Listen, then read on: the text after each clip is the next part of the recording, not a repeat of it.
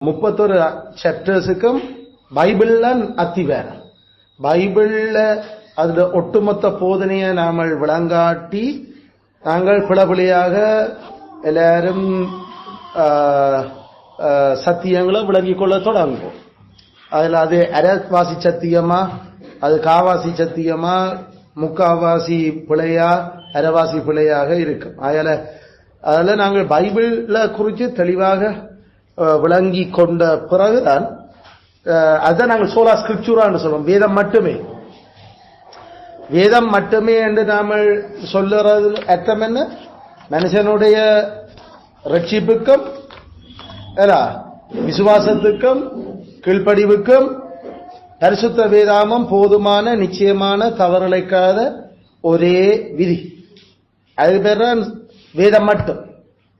அதுல நம்மளுடைய ரட்சிப்புக்கு, நம்மளுடைய கொள்கை பற்றுக்கு, நம்மளுடைய கீழ்ப்படிவுக்கு இது செய்யப்பட வேணும், இது செய்யப்படக்கூடாது என்று யாராவது நமக்கு சொல்லேக்கல்ல நாங்கள் அந்த விஷயத்தை உடனடியாக 66 புத்தகங்களுக்கு தான் பார்ப்போம். அது அப்படி அவர் சொல்ற விஷயங்கள் அது 66 புத்தகத்திலும் எங்களுக்கு அது சரியா இருக்குதா, அது இவர் சொல்ற மாதிரி அது செய்யப்பட தேவையில்லைத்தானா, இல்லை செய்யப்பட வேணுமா என்ற இந்த விஷயத்தை நாம அதுக்கு பிறகு வேதம் மட்டும். அப்ப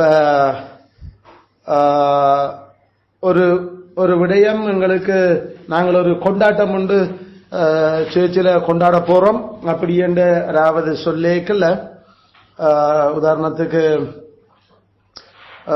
ஆண்டு விழா நாங்கள் சபை தொடங்கி திருச்சபையாக கூடி அதை நாங்கள் ஆண்டு விழா ஒவ்வொரு வருஷமும் நாங்கள் நினைவு கூர்ந்து நாங்கள் செய்ய போறோம் என்று யாராவது, அது ஒரு நல்ல காரியம் தானே, அது எல்லாருக்கும் ஒரு சந்தோஷமான விஷயம். அப்படி என்று ஒரு ஐடியா, ஒரு ஒப்பீனியன், ஒரு சஜஷன், ஒரு ப்ரொபோசல் முன்னுக்கு வைக்கப்படல நாங்கள் 66 புத்தகம் இந்த ஒப்பீனியன், இந்த சஜஷனை பற்றி சொல்லுது. அவர் சொல்ற மாதிரி அதை நாம ஆண்டுதோறும் நினைவு கூறுறதுக்கு பைபிள் எங்களுக்கு கட்டளையிட்டு இருக்குதா, அல்லது அது அப்படி செய்யறதுகளை தடுத்து இருக்குதா என்று சொல்லி நாங்கள் பார்ப்போம். அது நல்ல குட் ஐடியா இல்ல, நாமள இவ்வளவு நாள் நம்மளை கவனிக்கல அப்படி செய்யோம் என்று சொல்லி நாம எங்களோட ரட்சிப்புக்கும் எங்களுடைய கீழ்ப்படிவுக்கும் எங்களோட விசுவாசத்துக்கு பைபிள்ல கடைசியில முடிவு சொல்லும். நாங்கள் நினைக்கிற விஷயங்கள் இல்லை.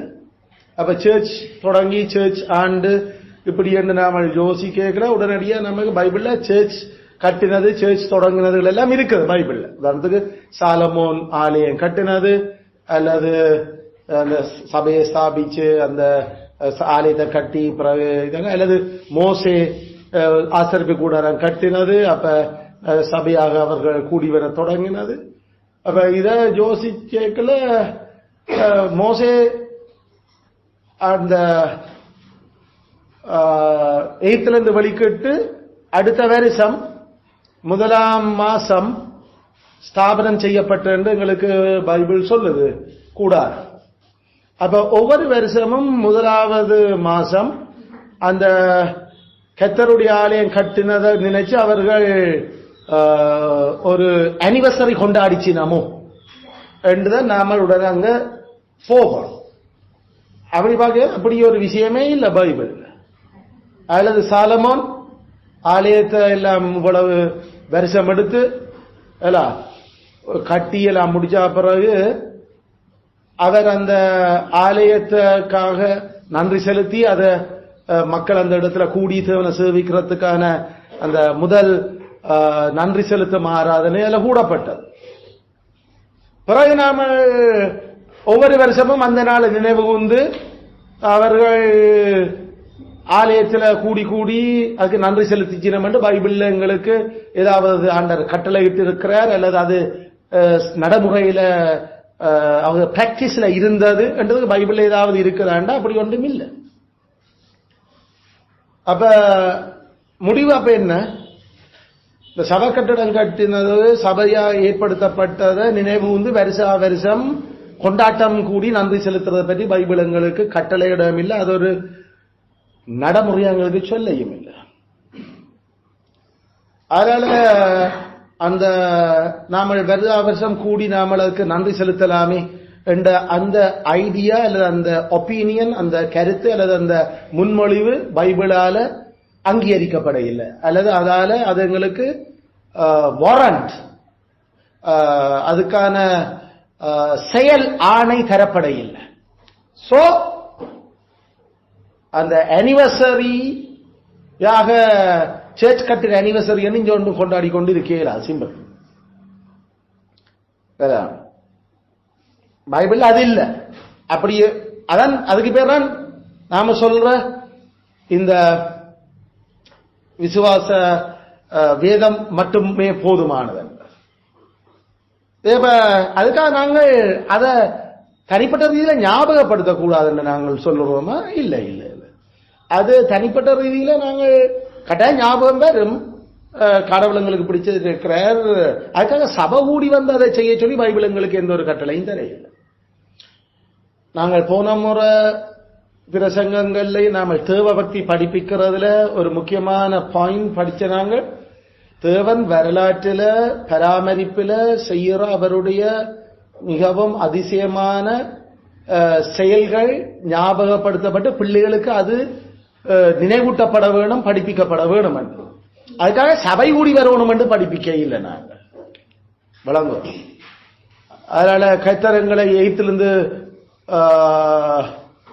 புறப்பட பண்ணி இந்த ஜோர்தான் நதியில பிரிச்சார். ஆகையால ஒவ்வொரு வருஷமும் ஜோர்தான் நதி கொண்டாட்டம் ஒன்று செய்வோம் என்று. அதனுடைய அர்த்தம் அதுல சபையில கூடி கொண்டு ஜோர்தான் நதி கொண்டாட்டமா செய்வோம் என்று அப்படி ஒன்று இல்லை. அது அப்படி பைபிள்ல எங்களுக்கு ஆண்ட கட்டளையிடம் இல்லை. ஆண்டு சொன்னது யூ ரிமெம்பர் தட், அதை உன் பிள்ளைகளுக்கு ஞாபகப்படுத்தி காட்டு.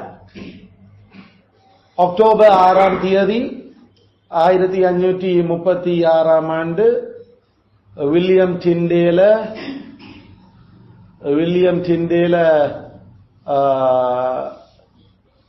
பைபிளை டிரான்ஸ்லேட் பண்ணினதுக்காக அவரை கட்டி எரிச்ச நாள் அக்டோபர் 6, 1536.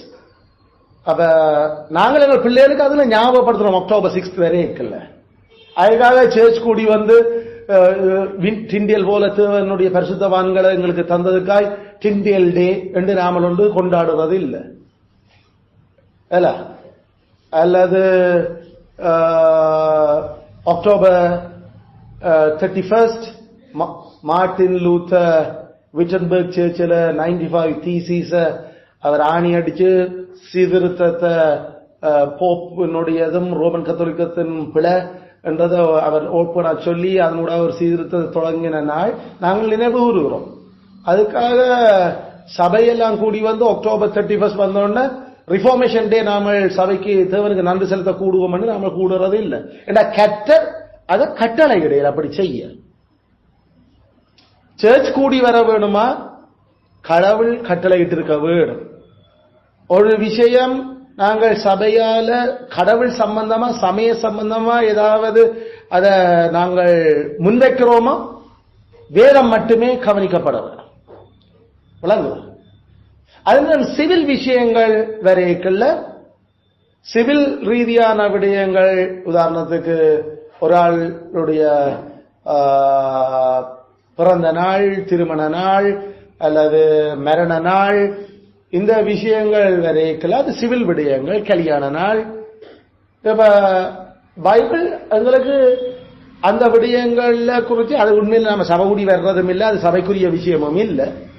அதனால அது அவர்கள் சிவில் விஷயத்துக்குள்ள அதை கவனிக்க விழுகிறபடியால அந்த காரியத்துக்கு அவள் தனிப்பட்ட ரீதியில தேவனுக்கு நன்றி செலுத்துறது அல்லது அதை நினைவு கூறுகிறது.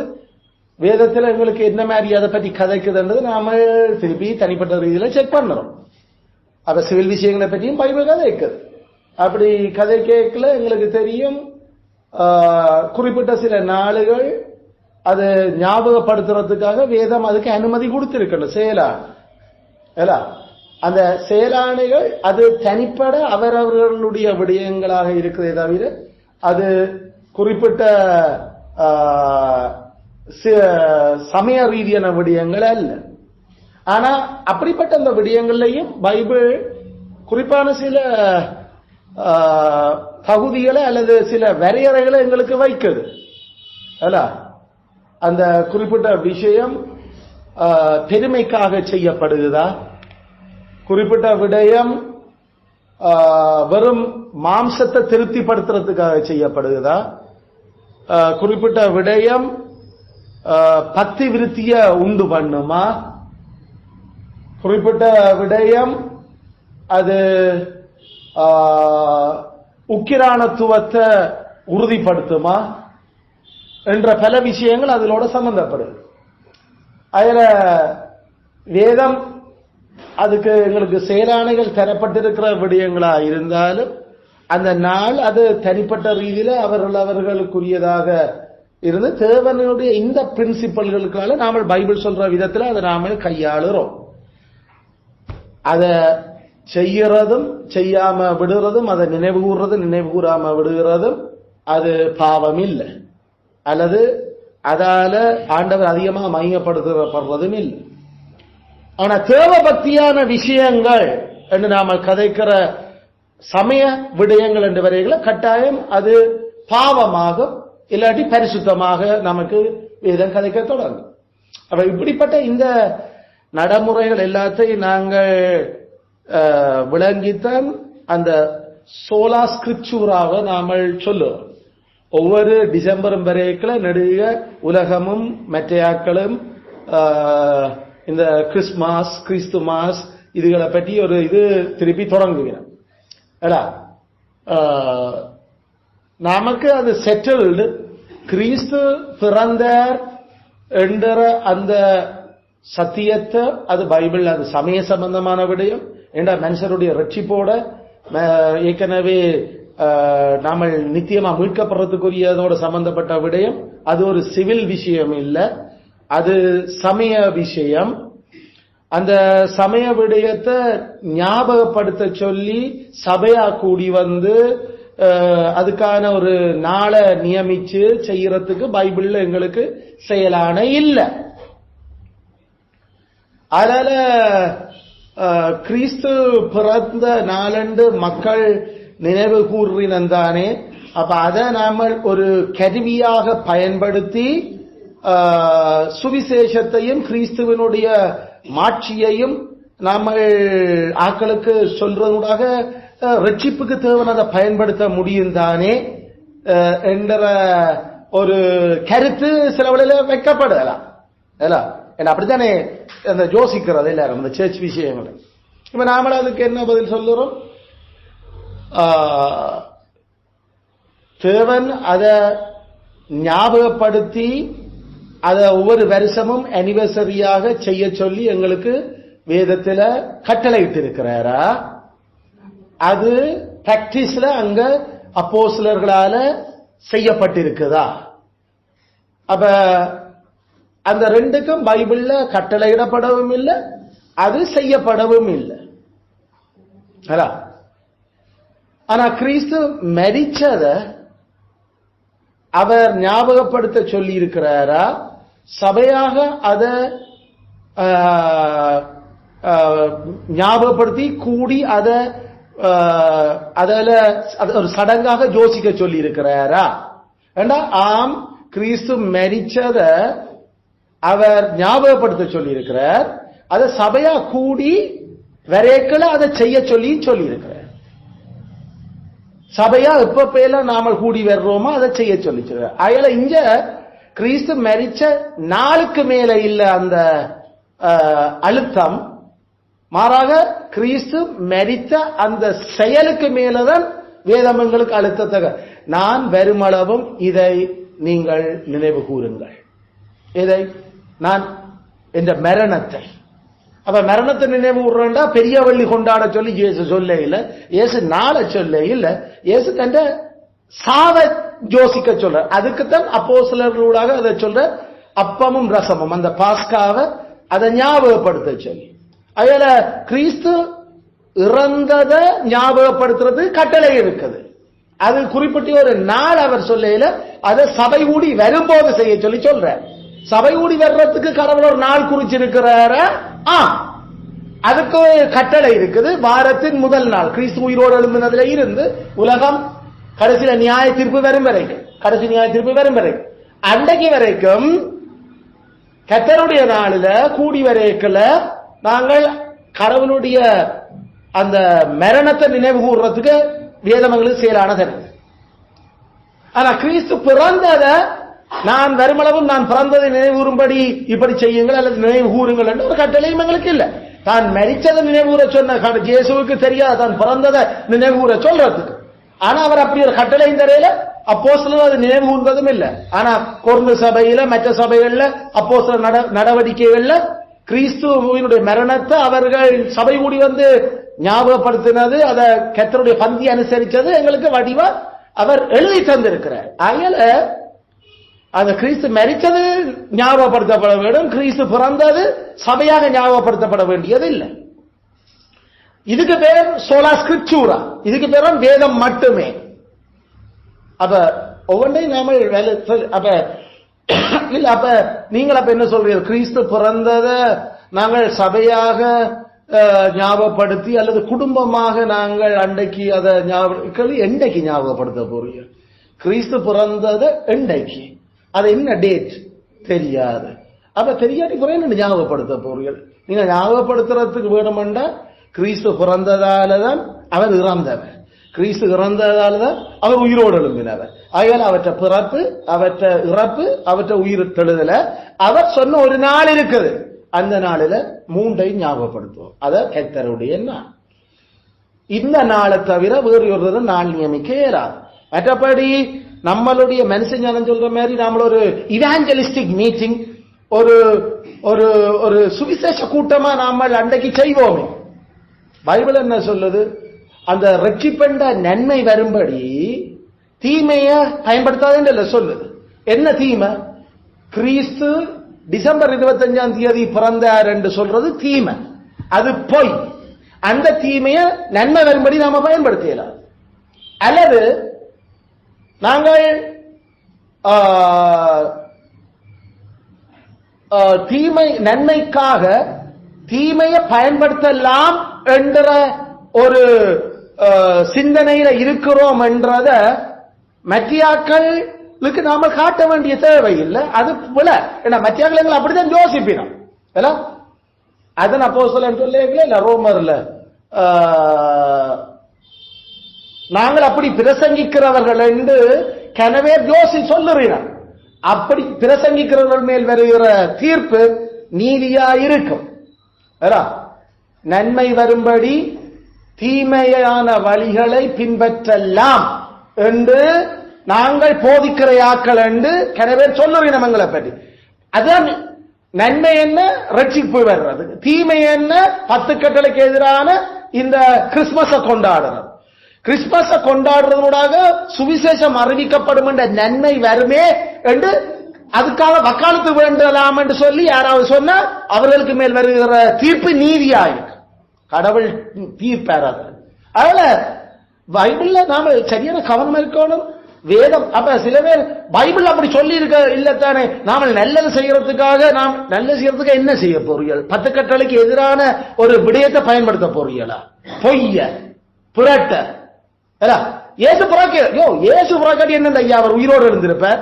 அவர் பிறந்தவர் தன்னை முதலாவது நாள் நினைவு கூறாண்டு, எண்ணற்ற வரைக்கல எல்லாத்தையும் நினைவு கூறாண்டு. அதை விட்டு போட்டு நான் பிறந்தபடியால் 25ஆம் தேதி கூட்டம் வச்சு அதுக்கான ஒரு ஆயத்தத்தை செய்ய ஆண்டவர் சொல்லவே இல்லை. அதனால மிஞ்சின நீதிமான ஒருத்தர் மிஞ்சவர்கள் மிஞ்சின ஞானியா இதுல சோலா ஸ்கிரிப்சூரா எங்களை மிஞ்சின ஞானிகளாக்க விடாது. வேதம் மட்டுமே என்றது எங்களை மிஞ்சின ஞானியாக்க விடாது. ஏன்னா வேதம் மட்டுமுக்குள்ள நின்றா நாம வேதம் சொல்றபடி மட்டும்தான் செய்யறதுக்கு தொடங்கும். மிஞ்சின ஞானிகளா வாரையாக்கெல்லாம் பைபிளுக்கு மேல கணக்க யோசிச்சு அவர் செய்ய வலிக்கிறார். அது கடவுளுக்கு முன்பாக நீதி தண்டனையை நிறைவேற்றும். அதுல வேதம் மட்டுமே என்ற இந்த விஷயங்களை நாம சரியான ஆணித்தரமா தெளிவா இருந்தால் எப்பையும் நாம உடனே எங்கட மைண்ட் போக வேண்டிய இடம் பைபிளுக்குள்ள இது கட்டளையிடப்பட்டிருக்குது, இது தடுக்கப்பட்டிருக்குது, அல்லது இத தீர்க்கதரிசிகள் மோசையும் அப்போஸ்தலரும் எங்களுக்கு செய்து காட்டியிருக்கிறீங்க என்று ஏதோ ஒரு 3 விஷயத்துக்குள்ள எங்கேயாவது வருதான்னு பார்ப்போம். அப்படி இல்லையண்டா தயவுசெய்து வேண்டாம். இதெல்லாம் தேவனுக்கு பிடிச்சிருந்தா அவற்றை சித்தமா இருந்தா சொல்லி இருப்பார் பைபிள்ல. இல்லையில விடு. இப்படித்தான் நாம எல்லாத்தையும் நாம விளங்கிக் கொள்ளும். இந்த இந்த இந்த கிறிஸ்துமஸ் டைம்கள் என்று சொல்லி தொடங்குறதுல எப்பயுமே ஒரு சிலப்பு எப்பயுமே ஒரு இது நாம அதை திருப்பி அந்த டைம்களை நாம பயன்படுத்த வேணும். இது எப்படி நாம வேதத்தால நாம ஒழுங்குபடுத்தப்பட வேணும். சோ பைபிள்ல தொடங்கினாங்க. இப்ப கடைசியில ஆண்டவருக்கு முன்னால கோர்ட்ஸ்ல நிக்க போறோம். நாம கோர்ட்ஸ்ல எல்லாருமே நாம நிக்க வேணும். கோர்ட்ஸ்ல ஆண்டவர்கிட்ட கோர்ட்ஸ்ல எல்லாரும் இந்த உலகத்துல பிறந்த ஆதாமில இருந்து கடைசி பிறக்கிற அந்த மனுஷன் வரைக்கும் கோர்ட்ஸ் ஆண்டவருடைய கோர்ட்ஸ்ல கடைசியில ஒரு நாள் நாங்கள் நிற்க வேணும். அதே நேரம் பாவம் செய்த தூதர்களும் நிற்க வேணும்.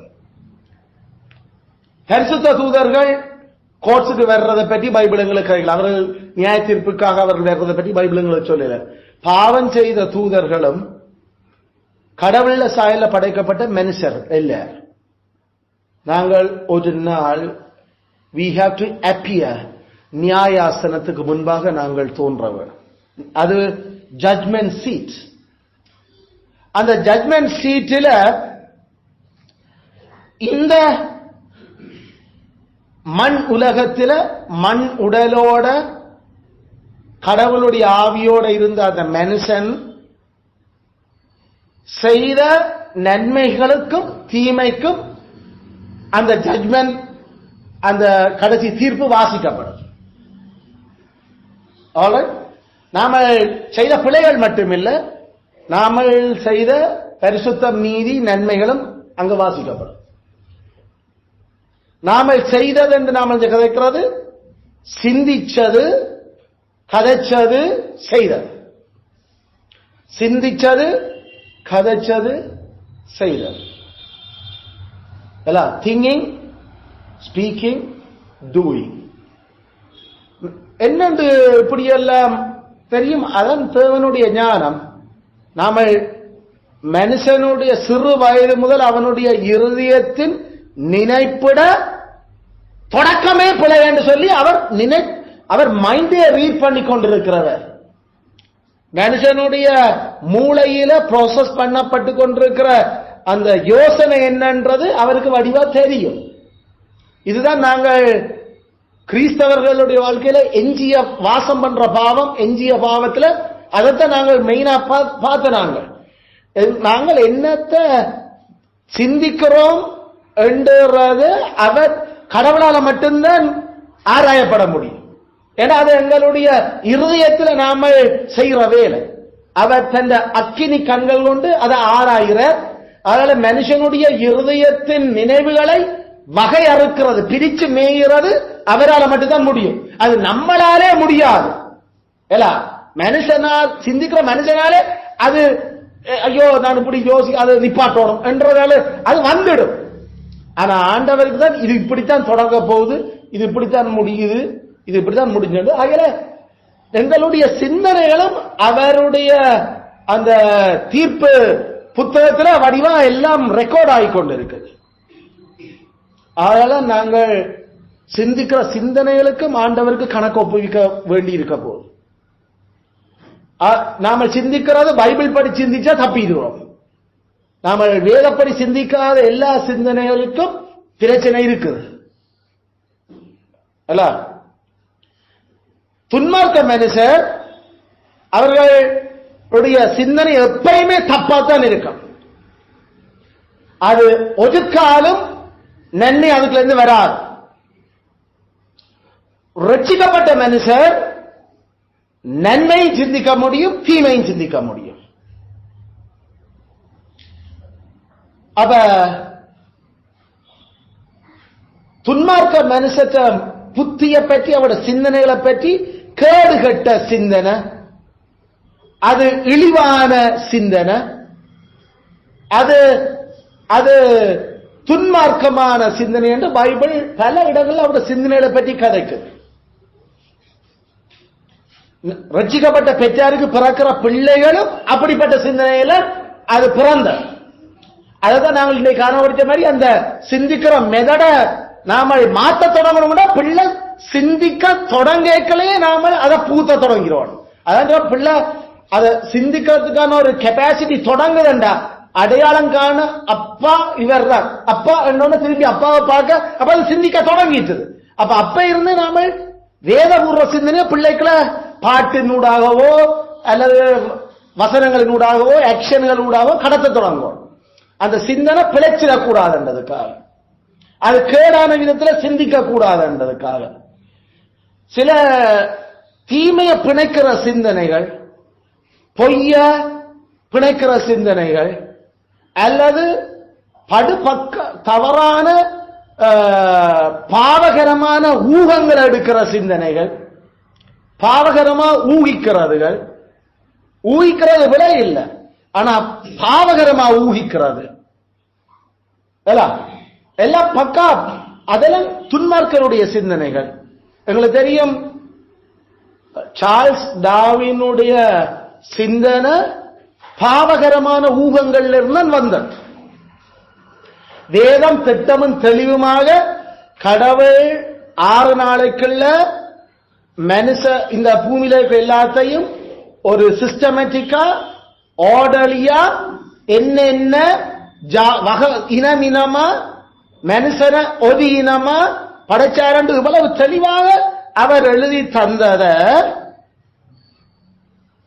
டார்வின், சார்ல்ஸ் டார்வின் ஏன் இப்படி இருந்தா என்ன மாதிரி, இப்படி இருந்தா என்ன நடந்திருக்கும், ஏன் இப்படி ஏன் இருக்கக்கூடாது, இல்ல நீங்கள் ஏன் விஞ்ஞான பூர்வமா நீங்கள் யோசிக்க கூடாது என்று அந்த வாய்ச்சவடால்களால அவற்றை கேடுகட்ட சிந்தைக்கு அவர் ஊகிக்க தொடங்கினார். சார்ல்ஸ் டார்வின் ஒரு சயின்டிஸ்ட் இல்ல, விளங்குதோ? சார்ல்ஸ் டார்வின் அவர் யூனிவர்சிட்டியில சயின்ஸும் படிக்க இல்லை. அந்த மனுஷன் ஒரு தியாலஜியன், பைபிள் காலேஜில் படிச்ச மனுஷன். சார்ல்ஸ் டார்வின் அப்பப்பா நான் போன சொன்ன மாதிரி அந்த ஒரு பெரும் மெடிக்கல் டாக்டர், தகப்பன் இங்கிலாந்துல பெரும் டாக்டர், ஒரு இன்வென்டர் கூட, ஒரு கண்டுபிடிப்பாளர் கூட. அப்ப இந்த மூளையில அந்த மனுஷனையும் அவங்க படிக்க அனுப்பினா எடின்பர்குக்கு நீயும் போய் டாக்டரா படிச்சுட்டு வாடான்னா அவர் 1ஆம் ஆண்டு முடிவில் ஓடி வந்துட்டார் வீட்டை. இந்த உடம்புகள் எல்லாம் வெட்டி பார்க்கறது எனக்கு விருப்பம் இல்லாம கிடக்குது, நான் படிக்க மாட்டேன். அப்ப என்னடா பசங்க போற, எங்களுக்கு இருக்கிற குடும்ப இதுகளெல்லாம் நீ என்ன இங்க செய்யற, மற்ற அண்ணா வட்டியாக்கள் அவங்களெல்லாம் படிச்சு வேற துறைகள் இருக்கிறாங்களா. அப்ப இந்த மனுஷனுக்கு படிக்க போனா நேரவாசிகளை குழப்பிக்கொண்டு ஓடி வந்துட்டான். அப்ப என்ன அப்ப சின்னல இருந்து அந்த தும்பி உடிக்கிறது, இந்த பள்ளிகள் சேர்க்கிறது, இந்த இதெல்லாம் அந்த வேலைகளா இருந்தது. அப்ப நான் இப்படி இடம் தேடி இதுகளெல்லாம் என்னடா கடைசியில் ஒரு வேலை இல்லாம சும்மா ஒரு வேலை வெட்டி இல்லாம ஏதோ தேடி தெரிஞ்சு புடுங்கி கொண்டிருக்காண்ட பேச போறாங்க, எங்கட மான மரியாதை எல்லாத்தையும் நீ வாங்க போறியோ அப்படின்னு சொல்லிட்டு கடைசியா அந்த நீ சரி நீ உனக்கு அந்த படிப்புல எல்லாம் பெறாட்டி சமுதாயத்துல ஒரு நல்ல இருக்கணும் என்று சொன்னா நீ ஒரு ஆங்கிலிக்கன் பிரீஸ்டா வந்தா சரி, நீ ஒரு ஆங்கிலிக்கன் பிரீஸ்டா வந்துருக்கா எங்களுக்கு ஒத்த ஒரு லெவல்ல சோஷியல்ல மெயின்டைன் பண்ணலாம் ஸ்டேட்டஸ். அதனால நான் ஆக்ஸ்போர்டுக்கு உன்னை சேர்த்து விடுறேன் என்று சொல்லி அந்த மனுஷனை கொண்டு ஆக்ஸ்போர்டுல சேர்த்து விட்டாங்க ஆங்கிலிக்கன் ஃபாதருக்கு படிக்கிறதுக்கு. அங்க படிக்கிற 1ஆம் ஆண்டு அந்த 4 வருஷம் படிச்சு 1832ஆம் ஆண்டு பிஏ டிகிரி எடுத்துக்கொண்டு வெளியில வந்தையா. அந்த BA degree theology. Charles Darwin ஒரு தியாலஜியன், பைபிள் படிச்சையா. மற்றபடி வேற ஒரு சயின்ஸும் படிக்க இல்லை. ஆனா சயின்டிஸ்ட் இப்ப ஃபாதர் ஆஃப் சயின்டிஸ்ட் ஆக்கி இருக்கிறாங்களா அந்த மனுஷன், மூணு விஞ்ஞானத்தினுடைய தகப்பான. என்ன காரணம்? பைபிள் பிழை என்றத பைபிளை படிச்சு போட்டு நிரூபிச்சது தன் விஷயங்களால். உலகம் பிறந்ததிலிருந்து கேடுகட்ட சிந்தனையில இருந்தது. இப்படி பைபிள்ல ஒருதன் எதிர்க்க வலிக்கிட்ட பைபிள்ல இப்ப எதுக்குல எல்லாம் படிச்சு முடிய கடைசி வருஷம் அப்ப ஆர்டினேஷன் கொடுப்போம் ஐயா உனக்கு, அப்ப ஃபாதரா நீ வேற அப்ப கூப்பிட்டு அங்க இருந்த ஃபாதர் பிரீஸ்டாக்கள் அப்ப அவருக்கு இன்டர்வியூ நடக்குது. பரிசுத்த ஆவியானவர் உன்னை இந்த அழைப்புக்கு அழைச்சிருக்கிறாருன்றதை நீ உணர்றியா? இதை வளமையா நாம கேட்கிறீர்கள். இதை பரிசுத்த ஆவியர் அழைக்காம நான் அப்படி உணரையில. அப்படி என்ன உன்னை அவர் இந்த பணிக்காக அழைச்சவர் என்றது உனக்கு நீ நிச்சயம் இல்லையா? இந்த பணிக்காக என்ன அழைக்கவே இல்லை. முடிஞ்சது. ஆர்டினேஷனும் இல்லை, ஃபாதரும் இல்லையா? அதுல படிச்சது ஃபாதருக்கு, ஆனா ஃபாதர் ஆகல. அங்கே தெரியுதல்ல இந்த கேடுகட்ட சிந்தனை எப்படி மாறுதல். ஆக சோஷியல் ஸ்டேட்டஸுக்காகத்தான் அப்பனும் அனுப்பினது. என் அப்பன் ஒரு நாளுமே சர்ச்சுக்கு போன ஆள் இல்ல. அவர் ஒரு ஏத்திஸ்ட், அவன் நாத்தியன் தகப்பன். அவன் பேருக்கு மட்டும் டாப்பில பேர் இருக்குது தவிர அந்த ஒரு சண்டையும் சர்ச்சுக்கு போனது இல்லை. தகப்பன்மாருடைய அந்த செயல்களை கவனிச்சு கொள்ளுங்க. தாய் சரியான ஒரு தேவபக்தியான மனுஷி. அந்த மனுஷியினுடைய இதுல இழுபட்டு போற அந்த தாயும் செத்து போச்சு இட வயசுல. பிறகு தமக்கையோட சேர்ந்து போற சார்ல்ஸ் டார்வின் சர்ச்சுக்கு. அப்ப அந்த சோஷியல் ஸ்டேட்டஸ் மெயின்டைன் பண்ணி கடைசி சோஷியலி வேர்ல்ட்லி எல்லாம் மனுஷன் பெரிய ஒரு இதா வந்துரு. அந்த அப்ப என்ன திருப்பி அதை படிச்சுட்டு வந்த பிறகு கப்பலில் ஏறி வலிக்கிட்டு 7 வருஷம் நாடு நாடா போய் கடலா இறங்கி தான் சேர்த்த தும்பீதுகள் மாதிரி அங்க இருக்கிறதுகள் எல்லாம் படிக்க வலிக்கிட்டு. இப்ப இதுக்கு என்னென்ன இப்படி ஒரு இது தியாலஜிக்கல் காலேஜில் படைப்பில இருந்து எப்படி கடவுள் இருக்கிறார்ன்றதை ப்ரூஃப் பண்ணுறதுக்கு ஒரு பெரும் படிப்பு நடந்து கொண்டிருந்தார். அது நாம சொல்ற ஜியாலஜி பூமி சாஸ்திரம். அப்ப அதுக்கு பெரும் கிறிஸ்தவ ப்ரொஃபசர்ஸ் தான் அதை படிப்பிச்சவங்க. அவங்க கடவுள் படைப்பில் அவற்ற கிரியைகள்ல கடவுள் எப்படி இருக்கிறார்ன்றதுக்கு அவங்க படிப்பிச்சத இந்த ஆளுக்கு ஏற்கனவே அதுல பெரிய லிங்க் இருந்ததானே, சரியான ஈர்ப்பு. அப்ப அதே படிச்சு போட்டு கடவுள் இல்லை என்றதுக்கு மனுஷன் அதை பயன்படுத்த தொடங்கினார். எப்படி கேடுகட்ட சிந்தனை மாறி இருக்குது. மற்றபடி சார்ல்ஸ் டார்வின் ஒரு சயின்டிஸ்ட் இல்ல. சார்ல்ஸ் டார்வின் பயாலஜி படிக்க இல்ல. சார்ல்ஸ் டார்வின் ஜூவாலஜி படிக்கல. சார்ல்ஸ் டார்வினுக்கு பொட்னியும் தெரியாது. சார்ல்ஸ் டார்வின் இதை ஒரு படிப்பா படிச்சவரும் இல்லை. அவருக்கு தெரிஞ்சதெல்லாம் பைபிள் மட்டும்தான். அதே நேரம் நல்லா அப்சர்வ் பண்ண தெரியும், அவதானிக்க தெரியும். அந்த மனுஷன் நிறைய பெரும் படிப்பாளிகளுடைய புத்தகங்கள் நல்லா வாசிக்க தெரியும். அதனால அவங்களோட இருந்து அந்த புத்தகங்களையும் வாசிச்சு லைல் எழுதின ஜியாலஜி புக் மற்ற இன்னொரு ஆள் எழுதின புக்கோட தான் அந்த 7 வருஷம் கப்பல் பிரயாணங்கள்ல போய் அதுகளையும் பார்த்து அவருக்கு அதான் இப்ப பைபிள். அதுகளையும் பார்த்து இதண்டேக்கள இப்படி வந்திருக்கணும், இப்படி இந்த ஃபாசில்ஸ் கலெக்ட் பண்ணுறது, இப்படி எல்லாம் எடுத்து கொண்டு வந்து வீட்டை வச்சு திருப்பி ஒரு 3-4 வருஷம் ஆராய்ச்சி செய்த மனுஷன் எழுதினான் புத்தகம். ஒரு 8-9 வருஷத்துக்கு பிறகு அந்த 1859 முதல் புத்தகம், பிறகு 1872 அந்த 2 புத்தகம் தான் இன்றைக்கு வரைக்கும் ஆட்டிப்படுத்தி கொண்டிருக்கிறது முழு சயின்டிஸ்டையும். கேடுகட்ட சிந்தனையில இருந்து வந்த புத்தகங்கள். இந்த சிந்தனைக்கெல்லாம் கடவுள் நியாய தீர்ப்பு கொடுக்க இருக்கிறார். நியாய தீர்ப்பு நாளில நாம நினைக்கிறோம் செய்த பாவம் எழுதினது பேசினது இல்ல, இப்படி நினைச்ச நீ எல்லாம் அதுவே உனக்கு முன்னால வாசிக்கப்படும். அதனால நினைச்சிடாங்க தயவு செய்து தப்பா இல்ல பிழையா இல்ல இப்படி ஆகுமோ இப்படி ஆகலாம் தானே என்றது பைபிளுக்கு மிஞ்சி யோசிக்க வேண்டாம். வேதம் சொல்றபடி பல விஷயங்கள் நம்ம கவனமா இருக்கணும். ஏன்னா தெசலோனிக்கேயர் சொல்லுது தீமையாக தோன்றுகிற எல்லாவற்றையும் விட்டு விடுங்க.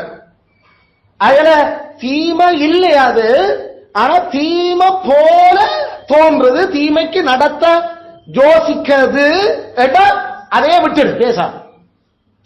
அது சரியான ஒரு அது ஊகிக்க இல்ல, மாறாக அப்படித்தான் போப்பது போல இருக்குது. அதனால அதை தவிர்க்கிறோம். நாங்கள் இது கேடு கட்ட நன்மைக்காகத்தான் நாமள பாடுபட்ட நாங்கள்.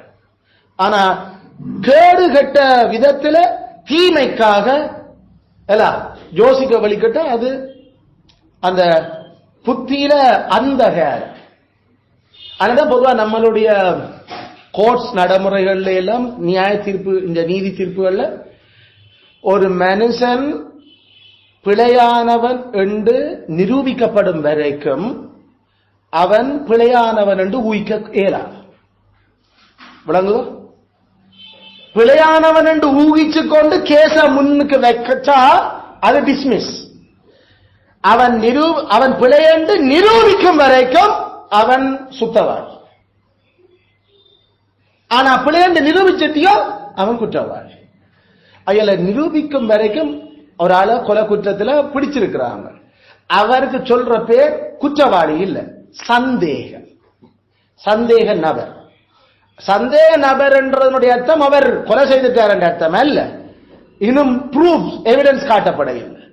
ஆனா கிட்ட முட்ட பார்க்க அநேகமா இவராக இருக்கலாம். அந்த சந்தேகத்தின் பேர்ல நாங்கள் ஆளை கைது செய்யறோம். ஆனா சந்தேகத்தின் பேர்ல கைது செய்யப்பட்டு இருக்கிறதால அவர் குற்றவாளி இல்லை, இன்னும் குற்றம் என்று நிரூபிக்கிறோம். அதனால நாங்கள் எப்பயுமே ஆண்டவர் சொல்ற அந்த ஸ்டைல்ல நமக்கு உள்ளது இல்லது இல்ல, இதுக்கு மிஞ்சினதெல்லாம் தீமை. ஒரு மனுஷன் குற்றம் பாவி என்றது நிரூபிக்கப்படும் வரைக்கும் அவன் பரிசுத்தவான் தான். அதை விட்டு போட்டு இல்ல எல்லாரும் பாவிதான் என்று இந்த அறப்படிச்ச கதை கலைச்சிடக்கூடாது. ரெண்டா கடைசியில ஜட்ஜ் உட்பட எல்லாருமே குற்றவாளியா போயிடுவாங்க. மனுஷரா இது இல்ல சரியான சிந்தனை முறை. அப்படிதான் கிண பேருக்குள்ள சிந்தனை ஓடுனது. கிண பேரை நான் பார்த்திருக்கேன். மற்றாக்களை நியாயம் தீர்க்க கூடாது என்று சொல்லிக்கல நாமல் பெரிய திறமான ஆக்களும் மற்ற ஆக்களை நியாயம் தீர பைபிள் சொல்லுது. உண்ட கண்ணில இருக்கிற தூணை எடுத்து போட்டு அவன் கண்ணில் இருக்கிற திரும்ப பேர. ஆகையால ஆண்டவர் நியாயம் தீர்க்கிறத பற்றி அவர் பல இடங்கள் அது செய்யப்படும். நாம பிள்ளைகளை கண்டிக்கிறதா அல்லது போதிக்கல எப்படி நாம ஜட்ஜ் பண்றோம்? பிள்ளை பைத்தியத்தில் இருக்குது, பிள்ளை பொல்லாததா இருக்குது. இந்த ஜட்மெண்ட்ல இருந்தா நாங்கள் அந்த பிள்ளையை திருத்த வலிக்கிறோம். தீர்ப்பு கொடுத்ததை ஏற்றுக்கொண்டிருக்கிறோம். எங்களை பற்றி நாங்கள் ஆதாயக்கல நாங்களும் பிழையா யோசிக்கலாம், நாமல் பிழையான ஆக்கலாம். எங்களுக்கு இன்னும் எஞ்சிய பாவம் கிடக்குது, நாங்களும் பிழையாக ஆக்களை மட்டு போடலாம் என்று யோசிச்சு கொண்டுதான் நாங்கள் அந்த செயல்களை கொஞ்சம் பரிசீலிக்க தொடங்குறோம். அப்ப நாம கவனமா எங்களோட சிந்தனையில இருக்க வேணும். நாம இந்த ஜட்மெண்ட் சீட்டில் அவர் எங்களோட சிந்தனைகள் எல்லாத்தையும் நமக்கு முன்னால காட்டுவார். அப்ப நாம மறுக்க இயலாத நாம் அங்க என்ன சொல்றேன் கடவுள்கிட்ட கேட்கல சர்வ ஞானம் அவர் டேட் டைம் பிக்ஸ் வெண்டியாக வந்தியாக எல்லாரோடையும் அதை காட்டிட்டு போவார். இப்படித்தான் இந்த நேரத்தில் இப்படித்தான் நீ சிந்திச்ச நீ என்று அறியாமையால சில பாவங்கள் நாங்கள் செய்யலாம். அந்த சிந்தனையில் அறியாமையால மகளிர மரியாள் செய்த மாதிரி அறியாமையின் பாவம் ஊகம். அவர் தோட்டக்காரன் என்று நினைச்சு அவள் உண்மையா கேட்டார், என் ஆண்டவர் எங்கு கொண்டே நேர் வச்சிருக்கிறார் அந்த இடத்து சொல்லி நான் போய் எடுத்துக்கொள்றேன். உண்மையில அவர் வேணுமென்ற அந்த கேள்வி கேட்டவர். அவர் வேணும் தெரிஞ்சோன்னு அந்த கேள்வி கேட்கிறார். தான் சொல்றது என்ன, தான் கேட்கிறது என்ன, அவர் யாரு, தான் என் ஆண்டவற்ற உடம்ப காணையில அவர் அது விளங்கி நல்லா தெரிஞ்சான் கேட்கிறான். ஆனா அதே பாவம் இருந்தது. என்ன பாவகரமா ஊகிச்சட்டா அந்த ஆள் இவரை கொண்டு போய் வச்சிட்டாரு. இவ கேட்டிருக்கக்கூடிய கேள்வி என்ன, என் ஆண்டவரை நீங்கள் எடுத்த நீங்களோ? இதான் கேள்வி. இது பாவகரமா ஊகிக்கே இல்லை. ஆனா நீர் எடுத்துக்கொண்ட வச்ச இடத்தை காட்டு, நான் போய் எடுத்துக்கொள்ளணும்டா இவ முடிவு பண்ணிட்டு அவர் எடுத்துட்டாரு. அங்க அது பாவமாச்சது சிந்தனை. கிறிஸ்துவனோடுக்கான வைராக்கியத்திலேயே நாமல் பாவகரமா ஊகிக்கலாம். அதான் பைபிள் காட்டுது. பரிசுத்தவாட்டி தேவனுக்கு முதல் தரிசனமான பெண் அவர் உயிரோடு எழுமினா பிறகு அவ்வளவு அவள் இந்த 7 பேய திறத்திருந்தாலும் அந்த அளவுக்கு அவள் கிறிஸ்துவனுடைய நன்மைக்காக அவள் தன்னுடைய எல்லாத்தையும் கொடுக்கறது ரெடியா இருந்தவன். அவள் கிறிஸ்துநாதரை அடக்கம் பண்ணினதை நினைவு கூறவும் பிறகு திருப்பி எம்பாம் பண்ணதை திருப்பியும் போனவள். ஏன்னா மத்தியாக்கள் பயத்துல ஒழுங்கு போய் அழுது கொண்டு இன்னும் இருக்கிறேன். அவள் ஒரு வீரப்பெண் என்னாலும் போய் தமிழ் அங்க போய்க்கல கிறிஸ்து மரியாதை என்று கதைக்கும் வரைக்கும் அவனுக்கு தெரியல இவர் தான் அவர். ஆனா பாவகரமான ஊகம். அதனால நாமல் பைபிளுக்காக நிற்கிறோம். நாமல் கிறிஸ்துவுக்காக, கிறிஸ்துவனுடைய சரீரத்துக்காக, கிறிஸ்துவனுடைய சத்தியத்துக்காண்டு நாமல் தெரிஞ்சு கொண்டும் ஓமண்டு கொண்டும் நாமல் பாவமகரமா ஊகிச்சு கொண்டு மக்களோட கதைக்கலாம். அந்த ஆக்கள் பிற செய்தினம் செய்யுறினம். அதனால சரியான கவனமா இருக்கணும் இந்த சிந்தனையில. அதனால அதை சரியா நாம ரெகுலேட் பண்ணிக்கிறது சொன்னா அதை ஒழுங்குபடுத்துற ஊழிக்க வேண்டாம். முதல் அதுதான முதல் அதை கிளியர் பண்ணணும். அடுத்த ஸ்டெப் நம்ம அது அவற்ற வாயிலிருந்து வந்ததுண்டா அடுத்த ஸ்டெப் முடிஞ்சு. அதுதான் தாவீது அப்படிதான் கிற விஷயங்கள் செய்கிறோம்.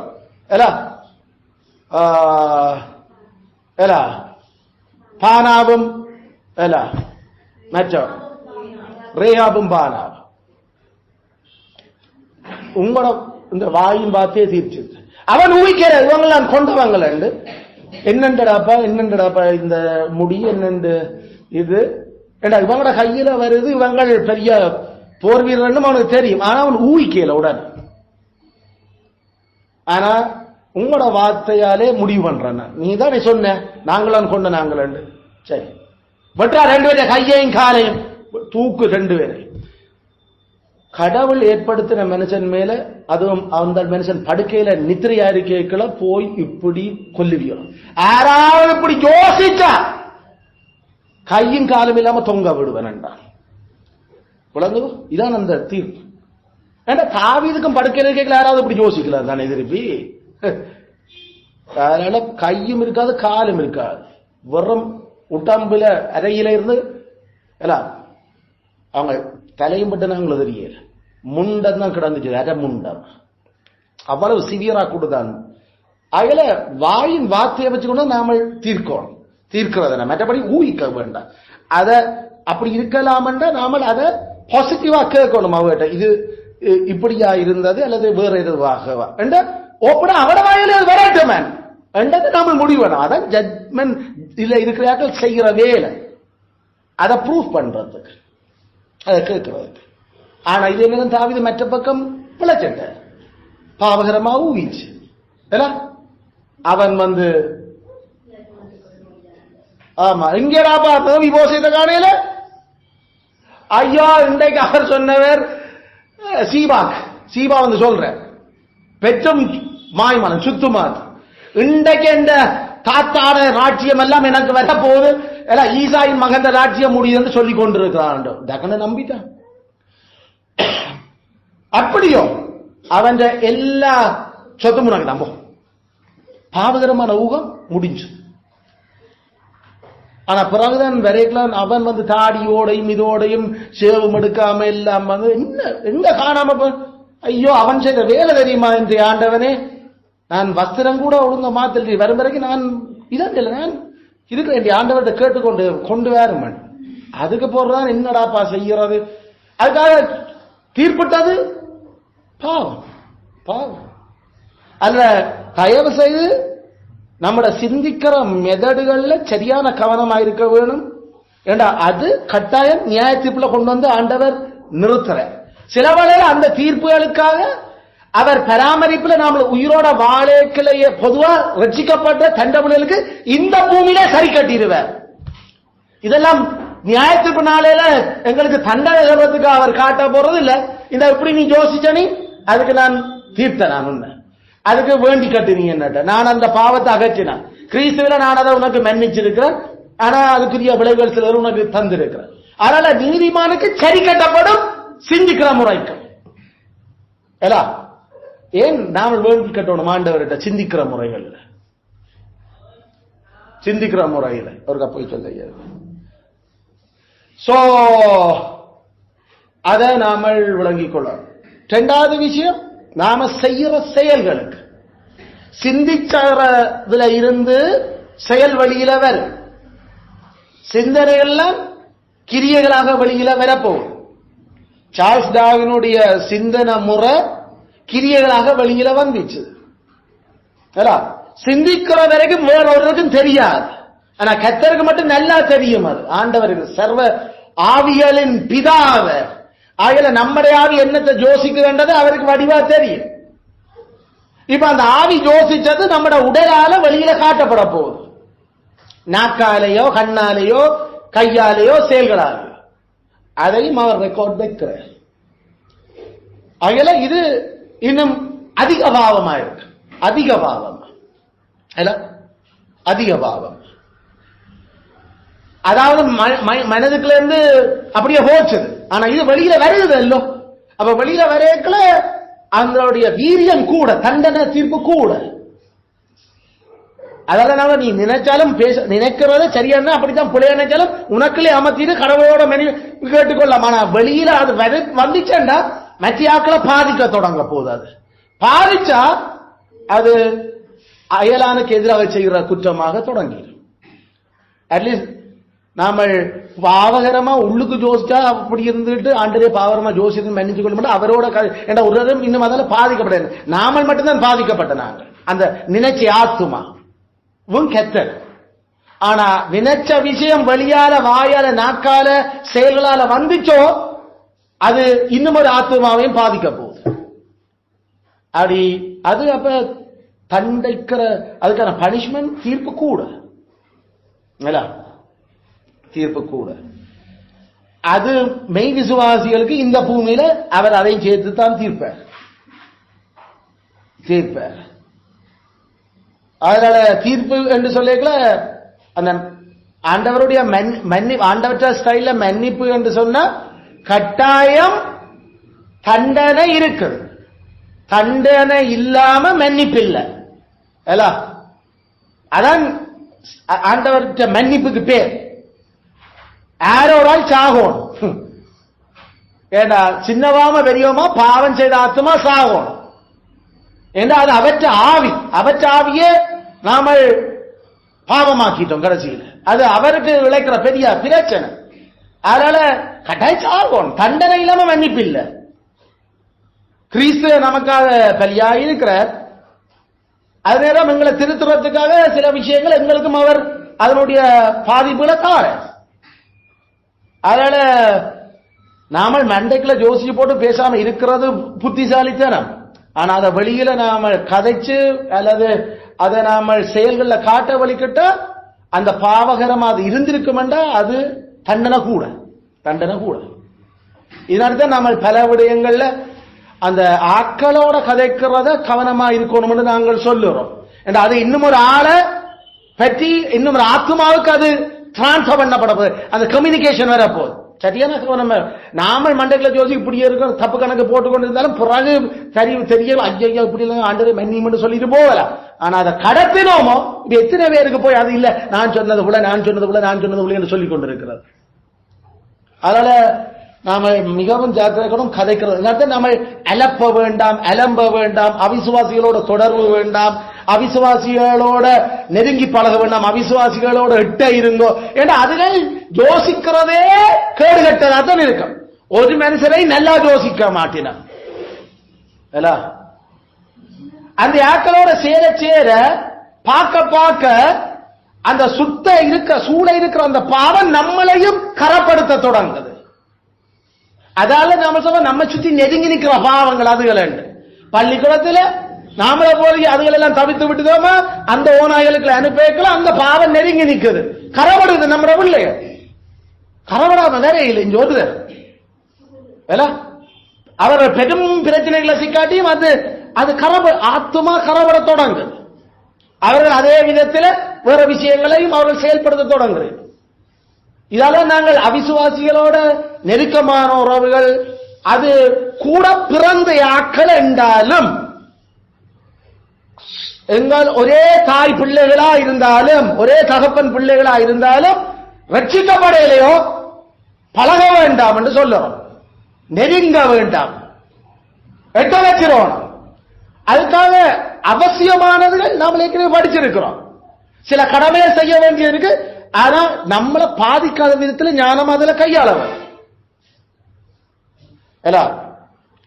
ஒருக்கா போய் குசலம் விசாரிச்சுட்டு வருவோம். கன நாளா போச்சுது. அண்ணாவையும் அண்ணாட பிள்ளைகளை அவர் ரட்சிக்கப்படுகிறது. கவனம். அப்படி விசாரிக்க போன ஒரு சந்தர்ப்பத்தில் ஜகு போய் எல்லாரையும் பட்டி கொண்டவன். அவர் நோயாய்ப்பட்டிருக்கிறார். அவர் ஏதோ விழுந்து இருந்தவர். அவர் அதுல அந்த அவரை எப்படி சுகமாயிட்டீங்களோன்னு விசாரிக்க போன இடத்துல செத்தவங்க. நாம நல்ல விஷயம் செய்ய போறோம் நினைச்சு கொண்டு போவோம். அவளை சுகம் விசாரிக்க கடவுள் மெச்ச பக்கத்தால ஒரு ஆள் அனுப்புவார். என்ன நீ நான் வெறுக்கிற ஆட்களோட நீ என்ன ஒட்டு காட்ட வலிக்கிறியோ வட்டி எறிஞ்ச. அதனால அவிசுவாசிகள் என்றா சேர்ச்சுக்கள இல்லை என்றா நான் சொல்ற சேர்ச் பெரோயாவை பற்றி தான் கதைக்கிறேன். வேற எவனை பற்றி நான் கதைக்கல. விளங்கு அவங்க சேர்ச்சு மெய்யான சேர்ச்சுக்காரன்னா எங்களுக்கு நல்லா பழகி இருப்பாங்க எங்களோட. அதனால மற்ற எவனை நான் சேர்ச்சுக்காரன் யோசிக்க இல்லை. அப்படி சில பேருக்காக நாங்கள் ஜெபம் பண்றோம். அவர்களுடைய ஆத்மாவும் எங்களுடைய ஆத்மாவும் உண்டாயிருக்குது. சத்தியங்களுக்கு உண்டாயிருக்கிறோம். சத்தியம் தான் நான் உண்டாக்கும். மற்றபடி அவன் எல்லாம் சேர்ச்சு ஒரு வருஷமா பெரிய முழு கிறிஸ்தவன் இல்லையண்டா கதவுக்குள்ள வரையிறாது. அப்படிப்பட்ட ஆக்களோட எங்களுக்கு என்ன தொடர்பும் கதையும் பேச்சும் போக்குவரத்தும் குடுக்கல் வாங்கலும்.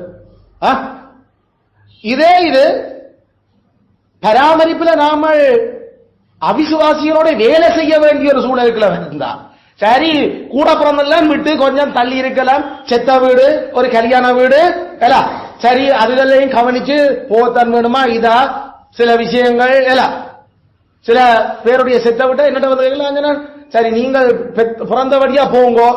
அவர் கல்யாணத்துக்கு பிள்ளை வந்தபடியா போ. மற்றபடி உங்களோட பிள்ளை எல்லாரும் செத்த விட்டு கூட்டிக் கொண்டு போவாது. நான் சொல்லி இருக்கிறேன் செத்தது தாத்தா கூட்டிக் கொண்டு போவாது என்று சொல்லி இருக்கிறேன். செத்த விட்டவே அதான் அம்மாட அப்பா அதான் பிள்ளைகளுடன் கூட்டிக் கொண்டு போக வேண்டாம் வேண்டாம் செத்த விட்டுக்கு. அப்படித்தான் நாங்கள் சபையில ஆத்துமாக்களை வளர்க்கிறோம். அதுல கூட எங்கிட்ட கேட்குது அதற்கு விளங்குது இந்த விஷயங்களை எப்படி கையாளோடும் போகலாமா இதா என்ன இதுகள் அவிசுவாசிகள் என்ன சொல்லுறதுகள் இதுகள் எப்படி போகுது என்ன செய்வோம். ஐயோ இந்த அப்பா என்ன இதுக்குத்தான் அதுக்காக சில விஷயங்களை நாங்கள் இல்லைன்னு சொல்லுவோம். அதில் போறது இல்லை. போகவே கூட்டிக்கொண்டு போகவே இல்லை. அந்த அளவுக்கு ஏன்னா அதால போய் எங்களுடைய ஆத்துமாக்களையும் பிள்ளைகளையும் அந்த செயல்களினூடாக சிந்தனைகளூடாக கரப்படுத்தி கொண்டு பாவத்தை கூட்டிக் கொண்டு வர செத்த வீட்டுக்கு போயிட்டு. அதனாலதான் நான் சொல்றேன் அந்த குசலம் விசாரிக்க போறோம்னா கூட சரியான கவனமா இருக்கணும். போனோமா விஷயம் கதைச்சோமா அவருடைய நன்மை தீமைகள் அதை எப்படி வேதத்துக்காலே சொல்லிடுமா சொல்லி போட்டு பாய் எழுப்பி வாராது. அதை விட்டு போட்டு இருந்து அப்படியா இப்படியா அவரோட பிள்ளைகளா அவிசுவாசிகள் கதைக்க வழி கேட்டா கரப்படாம விட்டு வர மாட்டோம். அதை நான் 100க்கு 500 அடிச்சு சொல்றேன். கரப்படாம வழிக்கிட மாட்டோம். நம்மள அந்த இடத்துல இருந்து கடவுள் அத நமக்கு தீர்ப்ப. இதே இது ஆபீஸ்ல அதுல ஒன்றுல உழைக்க வேணும் அவிசுவாசிகள். ஆனா எல்லாம் அளவோட பட்டுப்படாம ஆபீஸ் டியூட்டி விஷயமா தான் கதை வச்சு என்ன டியூட்டியோ அதுக்காக என்ன தொடர்புகள் எதுக்காக அதுவோ அதுதான். அதுக்கு மிஞ்சி அவர்களுடைய பெம்பலுக்கும் அவர்களுடைய ஏனைய விஷயங்களுக்கு நாங்கள் ஆட்கள் இல்லை. ரட்சிக்கப்பட்டிருந்தா நாங்களும் போவோம். அப்பா இல்ல ஒரு ஆனுவல் ட்ரிப் இருக்குது, இல்ல ஒரு ஃபேமிலி ட்ரிப் இது நீங்கள் வாங்க. ஐயோ உங்களுக்கு மேல செலவுகள் இருக்குது எல்லாம் ஒதுக்கி இருக்கிறோம். கம்பெனி அழகாரம் வாங்கோ. நான் கம்பெனி மீட்டிங்கை பற்றி கதை கேளு. அது நம்ம டியூட்டி போக வேணும்னா கட்டாயம் போய் ஆகணும். ஆனா ட்ரிப் அல்லது ஆனுவல் சில ஃபெஸ்டிவல் நாங்கள் ஸ்போர்ட்ஸ் டே வச்சிருக்கிறோம். நாங்கள் தெரியும் அவிசுவாசி என்று அந்த ஸ்போர்ட்ஸ்ல போய் நான் அசுசிப்பட்டு பாவத்தை கட்டி கொண்டு வீட்டை அதுல நான் குடும்ப தலைவர் இருந்தா முடிஞ்சு போச்சு. அவர் எந்த மனுஷி உள்ளேட்டையும் விசாரிப்பார். அதை இதே இது தாயா இருந்தா முடிஞ்சு போச்சு. அதை மனுஷன்கிட்டையும் பிள்ளைகிட்டையும் விசாரிப்பார். ஏன்டா நீ அவளை விட்ட நீ அந்த பிள்ளைகளுக்கு மேலே வர்றது. இப்ப வேன் வீட்டுல கடவுள் இப்படி எல்லாம் செய்யறாருன்றது குழம்பி அவிசுவாசிகள் அவர்கள் நடுந்து பிரிஞ்சிருங்கோன்னு எந்த அளவுக்கு பிரியணுமோ பிரிஞ்சிருந்து டியூட்டியை மட்டும் செய்து போட்டு திறமையா செய்து எப்படி தானியல் சாத்ராக் மேஷாக் ஆபேத்நேகோ திறமா வேலை செய்து அவங்க அந்த அவிசுவாச நாட்டில இருந்து வேலை செய்தவங்க செய்து போட்டு வா. அதை விட்டு போட்டு அவங்களோட சாப்பாட்டுல கூட அவங்க கவனமா இருந்தாங்க, தங்களை அசூசிப்படுத்திடக்கூடாது. அல்ல அங்க நமக்கு நம்மளுடைய இனத்துல படுபயங்கரமா இருக்கு. அது சுத்த வேற இருக்கிறதுல ஊத்தைகளும் எல்லாம் கேடுகட்ட சிந்தனைகளோடு தான் மாறினான். ஏன்னா அவங்க தேவ பக்தியும் சரியான நல்லியாக்கள் நினைச்சு கொண்டு பழக வேண்டாம். அங்க வந்த பிறகு அந்த பொடியும் அந்த பொட்டையும் கதைச்சு கொண்டிருக்கும். அதை பார்த்து ஐயோ பாத்தியா இப்படி இருக்கணும், நீ என்ன கேட்க, அத போற இடம் அப்படித்தான், அது அப்படித்தான். இதை செக் பண்ண வேண்டிய தேவை நமக்கு இல்ல. நீ என்ன அவருக்கு போஸோ அல்லது நீ அவரோட டியூட்டியில ஏதாவது பிரச்சனை இருக்கிறீனமோ, உனக்கு செய்ய வேண்டிய டியூட்டியில இருக்குன்னா டியூட்டியை மட்டும் கதை.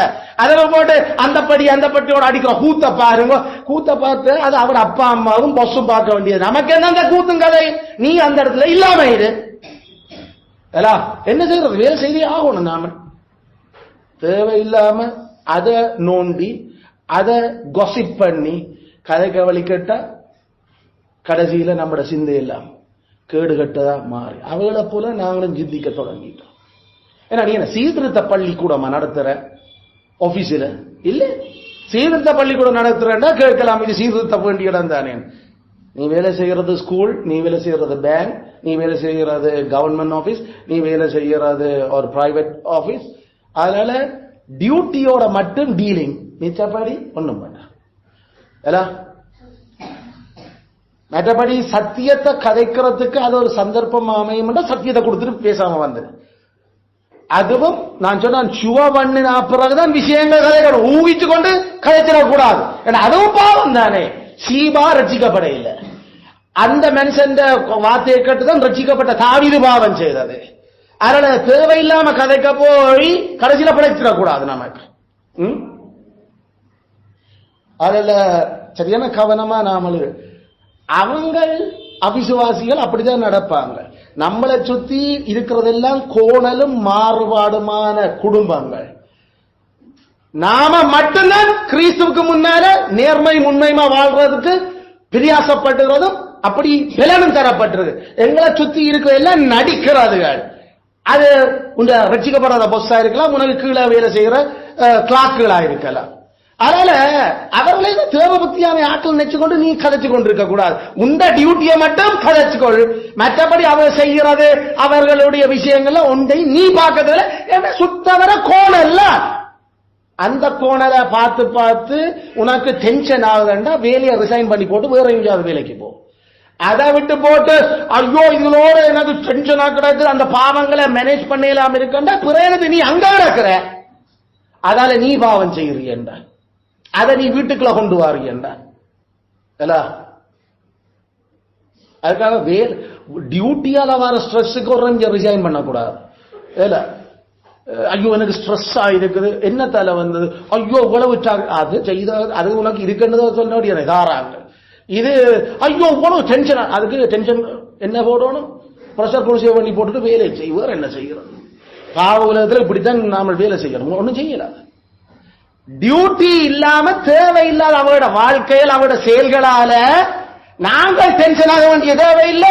ஏன்னா நாம பரிசுத்த சாதி, எங்களுடைய செயல்பாடுகள் அவர்கள் அப்படித்தான் விளக்கலையா. இதை நாம நினைச்சு கொண்டு நாங்கள் ஊகிச்சு வேற வேற விஷயம் ஒன்றுமே வேண்டாம், ஒன்றுமே வேண்டாம். அது அது பரிசுத்த சிந்தனைக்கு எதிரான செயல்பாடுகள். ஆனா கட்டாயம் நாம கரப்படுவோம், கட்டாயம் கரப்படுறதுக்கு தான் நாங்க சான்சஸ் இருக்கு. ஆனா இயேசுநாதர் என்ன சொன்னவர், இவர்களை உலகத்திலிருந்து எடுத்துக்கொள்ளும்படி வேண்டாமல் இவர்கள் எங்களோட ஐக்கியமாயிருக்கவும் பரிசுத்தமாயிருக்க காக்கப்படுறதுக்கு தான் நான் வேண்டேன். பரிசுத்தமா காக்கப்பட மாட்டேன். நாம சொல்ல போனா பவுல் இப்படி பார்க்க போனாயே நாம உலகத்தில இருந்தே இல்லாம இல்ல போகணும். 1 Corinthians 5 கதைக்கிறேன். இப்படிப்பட்ட நான் உலகத்து வேசிகளோடையும் விபச்சாரக்காரரோடையும் கதைக்க கூடாது, கொள்ளக்கூடாது, அப்படி என்ன கதைய உலகத்தில இல்லாம போகணும். வேலைக்காக அவற்ற கேரக்டர் என்னவா இருந்தாலும் எனக்கு பிரச்சனை இல்லை. என்ன டியூட்டிக்காக இந்த வந்திருக்கா அந்த டியூட்டிக்கு மட்டும் தான் கதைச்சிட்டு போறேன். மற்றபடி கேரக்டர் எடுத்துருக்கிறது அது வேணுமென்ற சந்தர்ப்பம் இருக்குல்ல, சத்தியத்துக்கு தான் கதைப்போமே தவிர மற்றபடி ஒரு கதை இல்லை, ஒரு கதை இல்லை. அவற்ற கேரக்டர் டியூட்டியை பாதிச்சதுன்னா அதை கம்ப்ளைண்ட் பண்ணு பாஸ் கிட்ட. இவர் இந்த டியூட்டி செய்ய அவர் இந்த விஷயங்கள்ல மினக்கிறோடைய இதை செய்யலாம கிடக்கு, இதால எங்களுக்கும் பிரச்சனை ஆகிறது. அதை கூப்பிட்டு போன் பண்ணலாம் அவங்க. அவர் இப்படி நடக்கிறார் இப்படி நடக்கிறார், அவர் அது அவர்கிட்ட வேலையும் இல்ல, அது உனக்கு என்ன வேலை? அவன் சொல்ல அப்ப நீங்க என்னோட சேர்ந்து அப்படி செய்யணும்னு சொல்லிட்டு போயிடுவார். ஏன்னா அவங்களும் அப்படித்தானே இருக்கிறாங்க. அப்படிப்பட்ட கேவலம் கட்டியாக்கல் தானே. ஏன்னா உமாக்கு என்ன பொறாமையா இருக்கா? இங்க அவர் லவ் பண்ற அப்ப நீங்க மொண்டை பிடிச்சி லவ் பண்ணி இப்படிதான் அதுகள் சொல்லும். இப்படிதான் ஊத்தவாளியால் அவங்களும் அப்படித்தான் சொல்லுறியாக்கள். அதனால அவிசுவாசிகளோட நாம கதை பேச்சுகள் எங்களோட செயல்கள் நாங்கள் கூட கரப்படுவோம். அதுவும் அதுகளுக்கு கை வந்தகளை முதுகுக்கு பின்னால கதைக்கிறது நல்லா நாமெல்லாம் முகத்துக்கு முன்னால உள்ளத உள்ள இல்ல இல்ல சகோதரன்கிட்ட ஒன்று பகை வைக்காம முகத்துக்கு முன்னால உள்ளதை சொல்லிட்டு போயிடும்.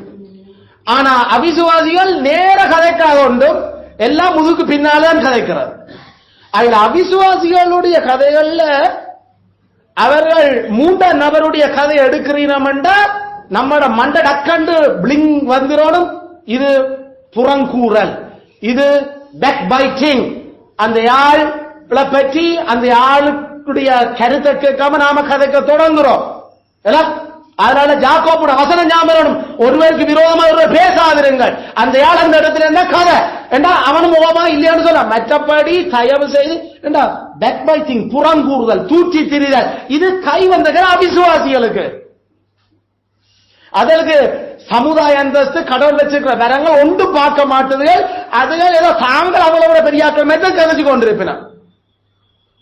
அவிசுவாசிகளை விசிட் பண்ணிக்கல, நான் திரும்ப சொல்றேன், ஆபீஸுகள்ல நீங்கள் பார்ட்டிசிபேட் பண்ணிக்கல, உங்களோட சிந்தனை உங்களுக்குள்ள இருந்தாலே காணும். அதை வெளியில கக்க வேண்டாம். அது யார் அவங்கன்றதை வடிவ ஐடென்டிஃபை பண்ணணும். ஏனென்றா நாமல் கட்டாயம் கோர்ட்ஸ்ல நிற்போம். திருப்பியும் சொல்லுறேன், இந்த பிரசங்க நேரத்தையும் அவர் போட்டு காட்டுவார். இருந்து கேட்ட நீங்கள் எல்லோரும். அதனாலதான் சொல்றேன், கோர்ட்ஸ்ல நிக்கல கட்டாயம் ரட்சிக்கப்பட்டிருந்தா ஏன் கடவுள் அடிக்கிறார் என்று தெரியாம வேண்டிக் கொண்டிருப்போம்.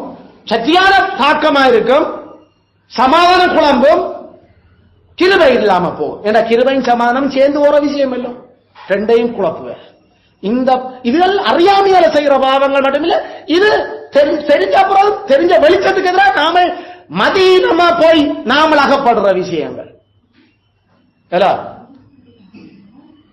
ஜாக்கோப பார்க்க போன ஜோசேப் போய் அப்பா எப்படி சுகமா இது பிள்ளைகளை ஆசீர்வதிக்க கொண்டு வந்திருக்கிறோம், விஷயம் முடிஞ்சது எழுப்பி வந்துட்டார். அவ்வளவுதான். அண்ணா என்ன செய்யறார், ஏன் அவர் அப்படி செய்யணும், தம்பிய பைபிள் ஏதாவது பற்றி உனக்கு என்னது, அவங்களோட குடும்பங்களை பற்றி உனக்கு கதை, பிசினஸ் முடிஞ்சது. யார் யாரோட அப்பா அம்மாவை கதைக்க போறிய, உன்னோட மட்டும் கதை. அவ உண்ட ஐயோ அவன் என்ன அது அவரோட கதைக்க, என்னோட கதைக்கிறியா? சில வேளையில எங்களுக்கு அவ தங்களோட பிள்ளைகளை பற்றி சில விஷயங்களை என்னன்னு சொல்றது, தங்களோட ஆத்தா குறைக்கு பகிர்றதுக்கு யோசிக்கல. நாம அந்த சூழ்நிலையை டக்கண்டு சுதாரிச்சிடணும். சர்ப்பத்தை போல வினா இந்த விஷயத்தால நாம கரப்பட. இப்ப அவள்கிட்ட நாம இதை பத்தி கேட்கவில்லை, அது கூட பிறந்த சகோதரமாயும் இருக்கலாம். அவள்கிட்ட இந்த விஷயம் என்ன, இப்ப அம்மா அல்லது அப்பா ஏன் இதை இப்படி எங்களுக்கு போடுறீங்க, இப்ப எங்கிட்ட அவ எதிர்பார்க்கிற ஏன் இந்த கதையை சொல்றேன், எங்க சொல்றால எங்கிட்ட என்னத்தை எதிர்பார்க்கிறேன், நாம தேவபக்தியான ஏதாவது பதில் சொல்றதுக்கு எதிர்பார்க்கணும். இல்லாட்டி அவளை குற்றப்படுத்துறது மட்டும்தான் சொல்லணும். இல்லாட்டி அவ அதுல இருந்து ஏதாவது அவளால செய்ய முடிஞ்சும் இன்னும் அவளோட ஒட்டி கொண்டிருக்கிறீனாமா என்றா அதான் உள்ளத உள்ளபடி நாம சொல்லிடணும். அப்படின்னா புரிந்து நீங்கள் அங்க இருக்கிற விலகி கொள்ளுங்க. அதை விட்டு போட்டு அப்படியா ஓ அப்படியா என்று நாம கேட்டு கொண்டிருந்தா கடைசியில நம்மட ஆத்மா என்ன செய்யும், அந்த நெருங்கி நிற்கிற பாவங்களால நாமல் மாசுபட, நாமல் தெரியாமலே ஒரு அந்த ஆளை பற்றி அந்த ஃபேமிலியை பற்றி ஒரு படம் ஒன்று போட தொடங்கிறோம். எங்கடா எவ்வளவு கேடுகட்ட செயல் இதுகள் எல்லாம் கடவுள் ஜட்மெண்ட்ல நிப்பாட்டுவார். அதைத்தான் நாங்கள் நாமல் இந்த சரீரத்தில் செய்த நன்மை தீமைகளின் பிரதிபலன்களை பெற்றுக்கொள்ள கிறிஸ்துவின் நியாயாசனத்துக்கு முன்பாக தோன்ற வேண்டும். இது ஏன் ஆண்டவர் இப்படி எங்களுக்கு வச்சிருக்கிறார்? ஒரு நியாயத்திற்கு கொண்டு கடைசியில இருக்குதுன்றதை சொல்றதனூடாக நாமல் பாவம் செய்யாம காக்கிறதுக்கும், அல்ல நாம பாவம் செய்யாம இந்த கடவுள் நியமித்த இந்த நாளின் இலக்கு என்ன தெரிந்து கொள்ள மூன்றாவது, எல்லா மனிதரும் பாவம் செய்வதை தடுப்பதற்காகவும் தேவ பக்தி உள்ளவர்களின் உபத்திரவத்தில் பெரிய ஆறுதலை அவர்கள் பெற்றுக்கொள்ள, விசுவாசத்துக்காக நாங்கள் பகைக்கப்படுறோம், நாங்கள் அழுறோம், துன்புறுத்தப்படுறோம், எங்களுடைய நியாயமா கிடக்க வேண்டியது இழக்கப்படுகிறது. இந்த அந்த அந்த அந்த துன்புறுத்தல், அந்த உபத்திரவங்கள்ல நியாயத்திற்கு கொண்டு இருக்குத்தானே. அந்த நியாயத்தினால கிறிஸ்துவுக்காக பட்ட பாடுகளுக்காக அவர் எங்களை எப்படி அந்த நேரம் கனப்படுத்த போறார் எங்களை சொல்லி தந்திருக்கிறார். அதுக்காக இதை தாங்குவோம் என்று நாம இந்த சரீரத்தில் கிறிஸ்துவுக்காயும் சத்தியத்துக்காயும் பாடுகிற பாடுகளுக்கான பலாபலன் அந்த நியாயத்திற்கு நாளில எங்களுக்கு அதன் தெரிந்து கொள்ளப்பட்டவர்களின் நித்திய ரட்சிப்பினால் தமது இரக்கத்தின் மகிமையை வெளிப்படுத்தி அவர்கள் மனமகிழ்ச்சியில் கர்த்தரின் சன்னிதானத்தில் திகழ்வதற்காகவும் நித்திய மகிமையை அடைவதற்காகவும் அவர் இந்த நாளை ஏற்படுத்தி இருக்கிறார். ஆமென். அதனால ரெண்டு நோக்கம் பேசிக்கா. ஒன்று, நம்மளை பயப்படுத்துறதுக்கு, பாவம் செய்யாம காக்கிறது. நம்பர் 2, நாம ஆண்டவருக்காகப்படுகிற துன்புறுத்தல்களுக்கு நமக்கு அந்த நாள்ல பெரிய ஒரு சர்டிபிகேட் நமக்கு கிடைக்கும். வாங்கோ, இந்த பிதாவால் ஆசீர்வதிக்கப்பட்டனே உங்களுக்கு தான் என்று சொல்லி அவர் விஷ் பண்ணி கூப்பிடுகிற அங்க பெரிய அந்த கைதட்டலும் அந்த தேவதூர்களுடைய ட்ரம்ஸ் ரோல் எல்லாமே ஏண்டா எக்கால சத்தம் எல்லாம் சும்மா ஒரு மேக்ஸ் பண்ணாலே பிப்பி பிப்பி பெரிய இது அங்க இது எவ்வளவு பெரிய ஓட்டம் ஓடி முடிச்சிருக்கிறோம்.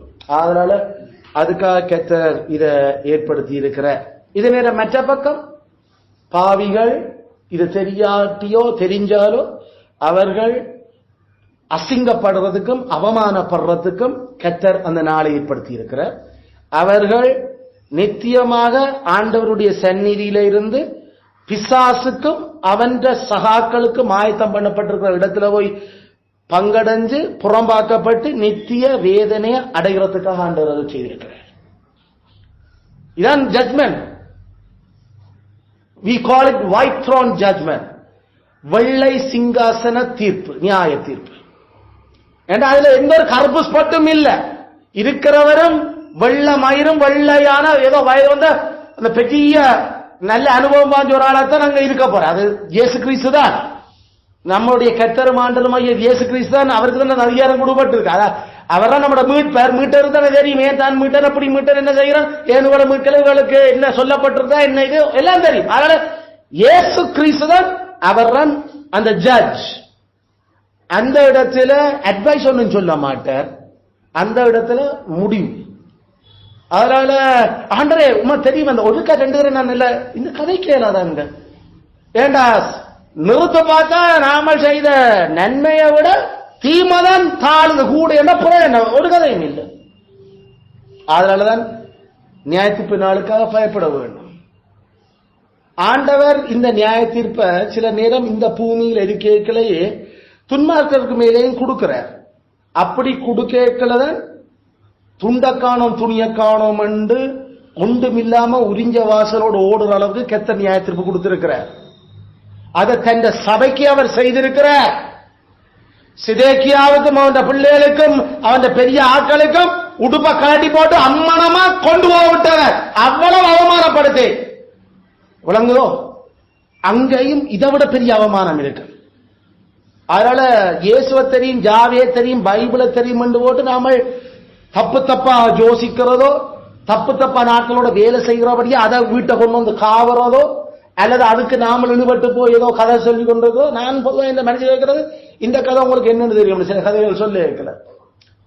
ஏண்டா இந்த விஷயத்தை நாமல் விளங்காம இது இல்ல சொன்ன அவளுக்கு என்ன அதிகாரம் இருக்கு இந்த விஷயத்துல ஈடுபடுறது, அல்ல இந்த விஷயங்கள் கவனம் கரப்பட்டுடக்கூடாது. நான் நேரடியாக இந்த மாதிரி நான் மனுஷனா இந்த மனுஷனுடைய ஆத்மாக்கு பொறுப்பு. சக்கபிளாஸ் சில சந்தர்ப்பத்தில் ஒன்னும் செய்யறாரு, டியூட்டியை மட்டும் செய்துட்டு இந்த ஆபீஸ் கதை இதுகளோட எங்களோட இங்க விட்ட வரக்கூடாது. ஆபீஸ்ல வேலை டியூட்டி வீட்டை வந்து செய்வான், அதுல நாங்கள் தடுக்கிறது வேண்டாத டியூட்டி அங்க செய்யப்பட்டாது. அதனால ஃபைல்ஸ் எல்லாம் கொண்டு வந்து செய்து கால் பண்ணி எல்லாம் நல்லா டியூட்டிக்காக அதை செய், பிரச்சனை இல்லை. ஆனா வேற எந்த கதையும் இங்க வரக்கூடாது இந்த வீட்டுக்குள்ள. ரெண்டாவது பாவம் செய்யாம தடுக்கலாம் மனுஷிய. அதே மாதிரி மனுஷிமார் புருஷன்மார் வேலை செய்கிற ஆட்கள் நாம கவனிக்கணும். அதே மாதிரி ஆபீஸ் டியூட்டிக்காக மட்டும்தான் நாம தொடர வைக்கிறோம். வீட்டிலேயோ வழியில வீட்டுல வந்து சார் இதை போட்டுட்டேன் அக்கௌண்டனோட இந்த கதை இருக்குது, அது சில வழியில வீட்டுல வந்து நாங்கள் கால் பண்ணி கலைக்கிறோம் டியூட்டி நிமித்தம் தான். மற்றபடி வேறொரு கதையும் இல்லை எங்களுக்கு டியூட்டியை சொல்லி அந்த விஷயம். சோ மற்றபடி அவர் அப்படியாம் இவர் இப்படியாம் இது ஐயோ நம்மட வீட்டை விட்டு தாண்டினா அப்படித்தான் உலகமே. அதான் ஆபீஸ்ல கடைசியில நிலுஷார வீட்டை மட்டும்தான் யார் இருக்கிறது, சாமி இருக்கிற. அதை விட்டுட்டு வந்தா சாமியே இல்லை.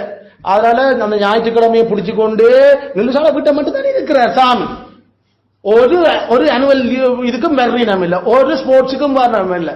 இப்படித்தான் நாங்க மேனேஜர் மேட்ட ரீஜனல் மேனேஜரோட கதை. ஏன்னா அவங்களோட வீட்டுல மட்டும்தான் சாமி இருக்குது. நான் சொல்லல ஓம் சார் ஒரு நாள் வந்து பாருங்க இருக்கிறாரு எப்படி என்று உங்களுக்கு தெரியுமா. அப்புறம் இந்த சாமியை பார்த்தா அப்புறம் மெட்ட சாமியை பார்க்க வேண்டியிருக்குமே இல்ல, பூசாரியை பார்த்துட்டு. அதனால அந்த அளவுக்கு தான் நாம ஏண்டா எங்கட வீட்டு தான் எங்கட வீடு தான் சேர்ச், அது அவங்களுக்கு விளங்குது. வீட்டை தான் நாங்கள் சேர்ச், மற்றபடி கடவுள் மெட்டாக்களோட இல்லை, அது எங்களுக்கு தெரியும். அதுல நாங்கள் சொல்லி போட்டு தவிர்க்கிறோம். அதுல இந்த மாதிரி இந்த விஷயங்களை நாம விளங்கிக்கல. அதுக்காக நான் கவனம், நாங்கள் எப்படி ஆபீஸ் விஷயங்கள் ஷேர் பண்ணுறோம், கதைக்கிறோம், அதுல அத பாசிட்டிவா அதை வேதபூர்வமா எடுத்து அந்த கடமைகள் எங்கேயாவது பிளவுட கடமைக்காக நாம பிரியோசனம் இல்லாம ஆபீஸ்ல இருக்கிறோம் சொல்லிடக்கூடாது. நமக்கு ஒரு வாதம் அதை எடுக்கிறவரை சாகிறது நல்ல. நாம ஏண்டா என்ன வேலைக்கு போறோமோ அதை செய்யறதுக்கு முடியாம இருக்கிறோம்டா அப்புறம் பிரேரணை அந்த வேலைக்கு அங்க போவார். அதுல ஆபீஸ் விஷயங்கள்ல அழுத்தங்கள் இருக்குது, இது இருக்குது, அது ஷேவனி ஜபிப்போமப்பா எனக்கு கரைச்சலாக்கு அதுக்கு மருந்து எடுக்கணும் அல்லது எதை செய்யணும், இது வேற ஏதாவது செய்ய அது ஷேவனத்தை நாம ஜபிக்கலாம். கடவுளுக்கு இன்னும் சரியாது. மற்றபடி மெட்டியால் கதையில் நமக்கு தேவையில்லை. அத அந்த ஆபீஸோட அந்த ஆட்களுடைய செயலோட விட்டுட்டு போறோம். அங்கேயும் நாங்கள் தினக்கடையில ஆபீஸுக்கு வெளியிலே மாக்களை பற்றி நாங்கள் கதைகளை காசிப் அதை காசிப் என்று சொல்றது. பைபிள்ல அதை வந்து என்னென்று நாம பார்க்கிறோம், புறங்கூறுதல் மற்ற ஒரு சொல்லு பைபிள்ல நமக்கு இருக்கு. நாம அதை அடுத்த வருஷம் பிரசங்கங்கள் நாங்கள் இதில் கூட கவனிக்க போறோம். கததாமே அந்த வெள்ள சிங்காசன நியாயத்துக்கு நாளில் நாமல் வலப்பக்க நிக்கையும் பிதாவினால் ஆசீர்வதிக்கப்பட்டதே வாருங்கள் என்று அவர் நம்மளை கூப்பிடுறதுக்காகவும் எங்களை அவர் புதுப்பிச்சிருக்கிறத விளங்கி 10 கற்பனைய மனசார நேர்மையோடு நிறைவேற்றி அந்த அழியாத மகிமையை நாம பெற்று ஏற்கனவே போக்கப்பட்டிருக்கிற கிறிஸ்துவின் நீதியாகி அந்த ஆடைய நாங்கள் கரபடிய விட்டுடாம நாங்கள் தொடர்ந்தும் அவருக்கு முன்னால் இருக்க கர்த்தர் எங்களுக்கு இரக்கம் செய்வாராக. ஆமென், ஆமென்.